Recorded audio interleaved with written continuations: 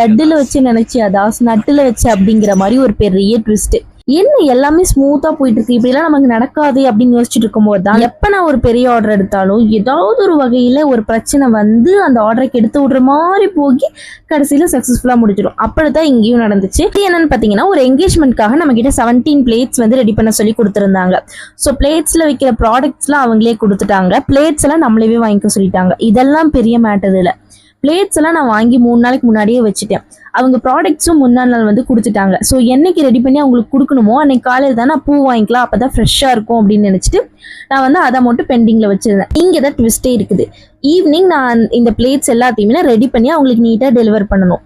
ஆனால் காலையில் நான் வண்டியை ஸ்டார்ட் பண்ணா, பூ வாங்க போகலான்னு சொல்லி வண்டி ஸ்டார்ட் பண்ணா வண்டி ஸ்டார்ட் ஆகலை. என்னடா இது எனக்கு வந்து சோதனைன்னு சொல்லிட்டு வேறு யாரையாவது இருக்காங்களான்னு கேட்கலான்னு பார்த்தா யாருமே எனக்கு ஹெல்ப் பண்ணுற மாதிரி சுச்சுவேஷன்லேயே இல்லை. ஏன்னா ஆளுக்கு ஒவ்வொரு பக்கம் இருக்காங்க. தன் கையே தனக்கு உதவிங்கிற மாதிரி தன் காலே தனக்கு உதவின்னு ஒரு புது பழமொழியை கண்டுபிடிச்சு நடந்தே போய் அந்த பூவை வாங்கிட்டு வந்துட்டேன். இதுக்கப்புறம் என்னெல்லாம் நடந்துச்சு, அந்த பிளேட் டெக்கரேஷனோட அவுட்புட் எப்படி இருந்துச்சு நெக்ஸ்ட் வீடியோவில் காமிக்கிறேன். டாடா.